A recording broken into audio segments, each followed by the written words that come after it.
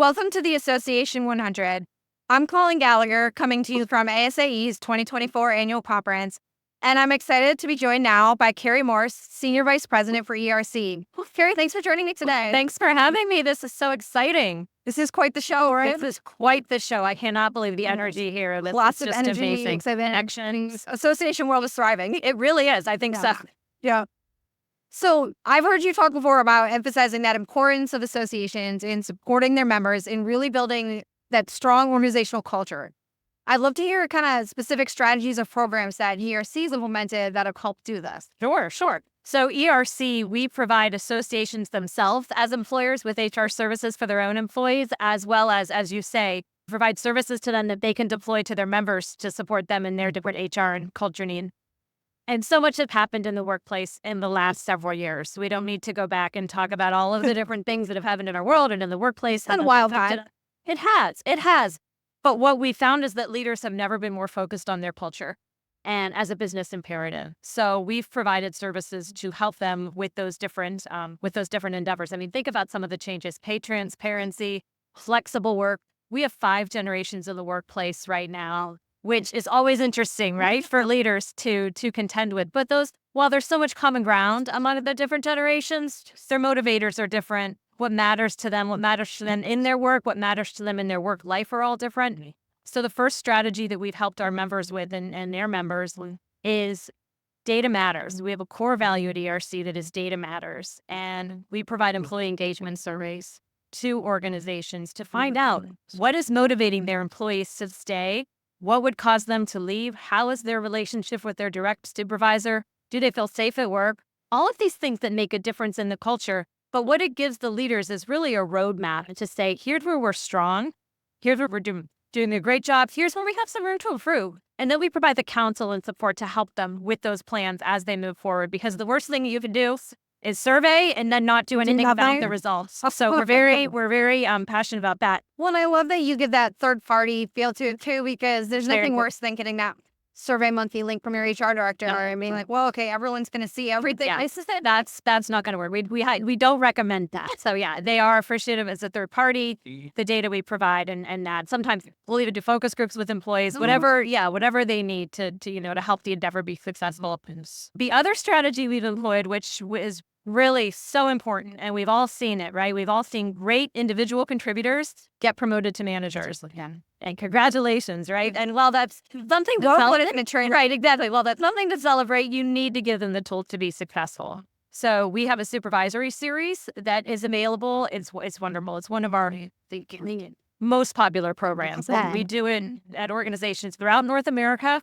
Associations can deploy this to their members and actually generate revenue for their association by using our series and reselling it to their members. So we work with different associations in different capacities. We can brand it to their association. And then the association doesn't need to feel like they have to reinvent the wheel and do it themselves when they could just partner with someone like us. That's awesome. Switching gears a little. So staying relevant right now is a huge challenge for associations. There's just so many different things competing for attention, and the younger generation doesn't automatically join associations like maybe the older generations did. How does ERC manage to really pivot and adapt to changing member needs? Yeah. I'm going to go back to data matters, which we talked about earlier on in the interview, but stay in tune with what the member needs are. Make sure you're surveying their needs. Make sure you're doing focus groups, talking with them in your annual conferences. I heard a session yesterday about then taking what you hear and making sure that your team inside your association across the board really understands what the members are saying, what they're needing across the different generations, that they are listened to because people support that which they help create. So it's all about listening. Yeah, it really is. And then the other strategy is find ways among your members to create community. Whether it's different advisory groups, our members love to get together and just talk about what's going on at their organization and what are you doing and who are you using. Creating that community really helps set an association apart from all the different providers that are out there and all the different ways that our members can access information today. When I do feel like with the last previous years, people are craving that community, but they want it to be real. Yeah. And that's where associations come in. Yeah, absolutely. Yeah. That's awesome. So I know you also mentioned the importance of innovation and partnering with organizations where so you can enrich member benefits without over-investing. Yes.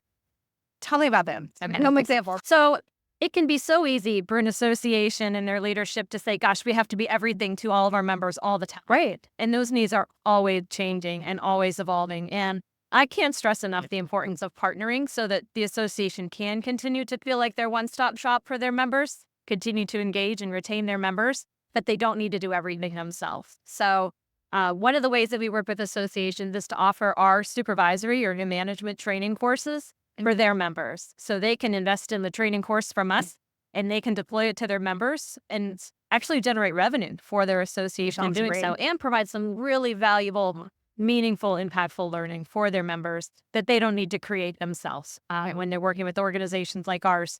We also have an HR help desk, and HR can be a really lonely place.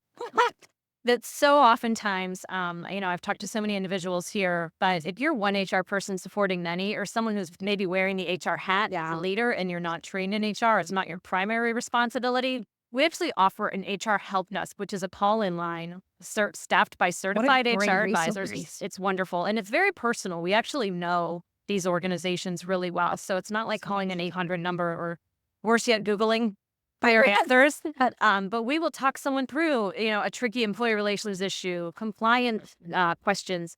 We have self-service HR resources available that associations can deploy to their members to download sample policies, compare state laws versus federal laws. That's another really popular tool that we offer. But associations can access those services from us and deploy those to their members in order to support them on the HR talent culture space that we're talking about.